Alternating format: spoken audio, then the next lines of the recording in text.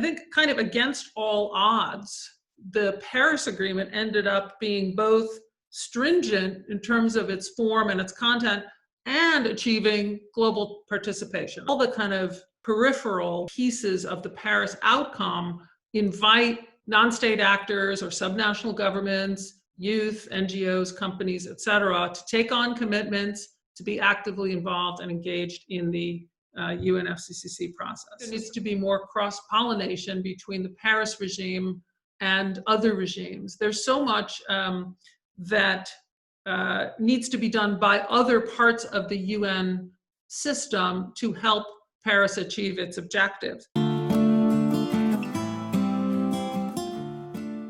But it's very, very important that we have a population and civil society supporting this transition all the way. And by the way, I think it's very, very important also when we increase the cost of fossil fuels, we also realize that the social balance has to be maintained.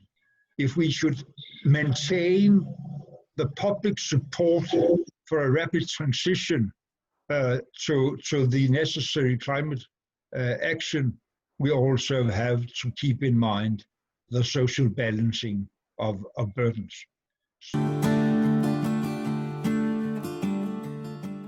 The solution is leveraging private finance for public good. The banks of the world, the dirty dozen, there was a recent study that came out, tells us that they have put hundreds of billions of dollars, actually $2.2 trillion to be precise, in new fossil fuel investments that would need another 40 years to recover the investment costs.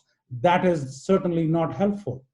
So we talk something else, we walk differently. And that's why my generation must take the responsibility for being untruthful about the challenges and unmindful of the opportunities. And that's what the young generation must take the leadership that belongs to them, because it is your planet.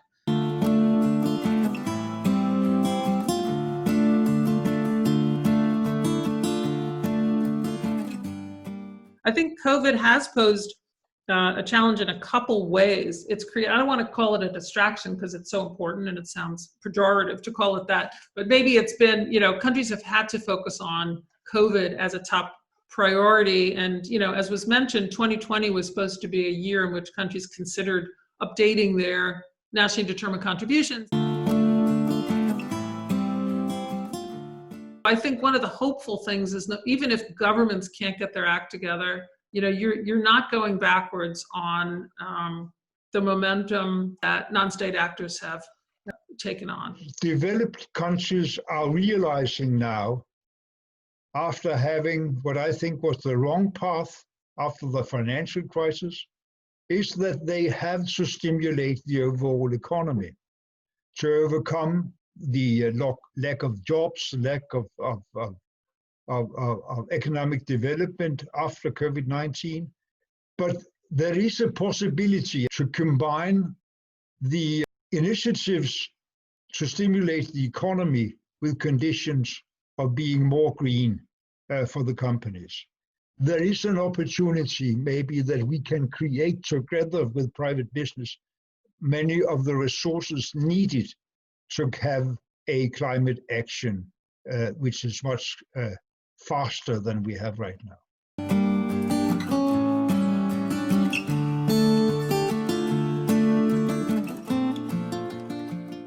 And the issue is about how much time and resources are we dedicating to adaptation, because the conversation has mostly been about mitigation.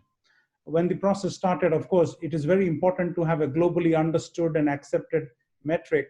So everything was reduced to CO2, whether it's methane, so it's CO2 equivalent that is talked about, so that it's, there's one standard, one measure, everybody understands it. That was great. But it also lays bare the inequity in the whole conversation that, as you rightly pointed out, that a lot of the countries in the global south that have little to contribute to global emissions are at the receiving end because they're not at the receiving end because they don't want to do anything. But the challenge for them is that they're at the lower end of the development curve, and they're trying to follow the same development trajectory that other countries have followed in the past, where it is extraction, whether it is exploiting natural resources, and then using the proceeds to build public infrastructure and do better for their citizens.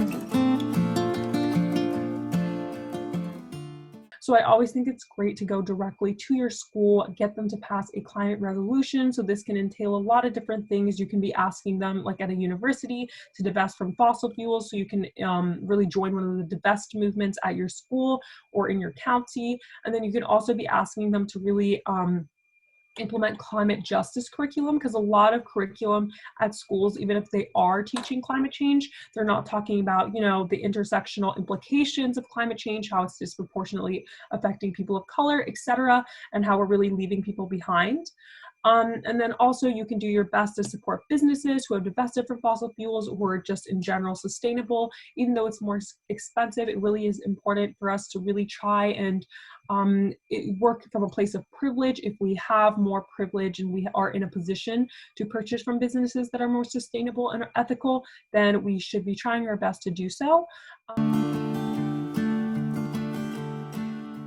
Often scientific uncertainty, when people like me say, well, we're not quite sure about this, that's then taken as we don't know what we're talking about, and it can then be oversimplified. So we have to separate the uncertainty, whether with doubling carbon dioxide or going on the way we are at present, then the temperature at the end of the century may be about 4.5 degrees rise in temperature. But it could be 3 degrees or it could be 6 degrees. And that's the range of our uncertainty of knowledge at this time. And you have to express that. Clearly, the upper range is a risk. And anyone who's taking our life on this planet seriously has to recognize that risk. But of course, we're saying it could actually be the lower number where the problem is not quite as bad. And that's the scientific uncertainty of where we are. But that's very different from the uncertainty associated with, will the next winter be cold? Or will even the next year be cold? It might be cooler than the last or warmer than the last. You've got to look at the long-term trend to actually see how that will go. The fourth form of injustice is more subtle, but I believe extremely important at the moment. It's the injustice of the pathways to development, where industrialized countries like Ireland and the UK and the United States and Korea and Japan, we all built our economies on fossil fuel. And we must respect and honor the workers in coal, oil and gas as we transition out of fossil fuel with just transition, but we must do it as quickly as possible. And then we have the pathway of developing countries. They have to take their people out of poverty. And we expect them to do it now with clean energy. And they want to, but if they're to do it, they need the investment, they need the training, they need the skills, they need the transfer of technology. And we're not showing enough solidarity. That's another injustice. I was thinking, this is 2020. This is the year when we're supposed to be really ramping up with ambition. But I wasn't seeing governments prepared to do that. I was seeing some parts of industry and investment, interestingly, beginning to put a stake in the ground and say, we're going to be zero carbon by 2050. But I wasn't seeing enough governments really taking the steps.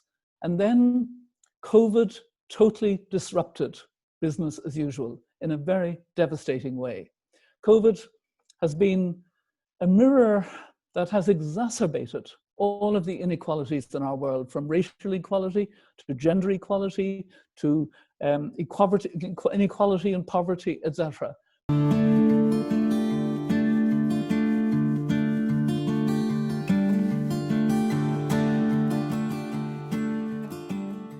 In terms of how we can work intergenerationally, I think it's always important for young people just in general to have a seat at the table. So I think that like what steps the UN is currently taking to have like a youth advisory group, things of that nature are always really important. And then in terms of how we can have a just transition after COVID, like For example, I think that Joe Biden's plan, his $2 trillion plan, where he directly ties economic recovery to also bolstering like his green agenda, I think makes a lot of sense, because that way you're not leaving anyone behind, and we're tying economic recovery to also saving our planet, which I think is also a compelling argument for those who have really lost their jobs and are struggling during this time.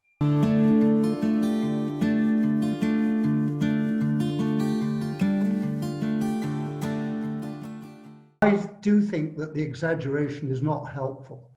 It's very important that the climate scientists base what they're saying on firm background, and they make it clear when they're going beyond that, but they don't go to the extreme, and you don't need to go beyond that. In fact, by going beyond that, it undermines the climate science, because it's easy to pick holes in it then and then dismiss the rest of it. So I do find this exaggeration, I can understand it, because the newspapers will make a headline, and then to get their attention again, then you need to say something maybe more extreme, and the attention wanders again, and climate change and the challenge of this should be in the media the whole time. It's not. I take a lot of wisdom, if you like, from Mark Carney. He has been so good on investment, etc. And he is telling us now every single decision we take should have climate risk built into it.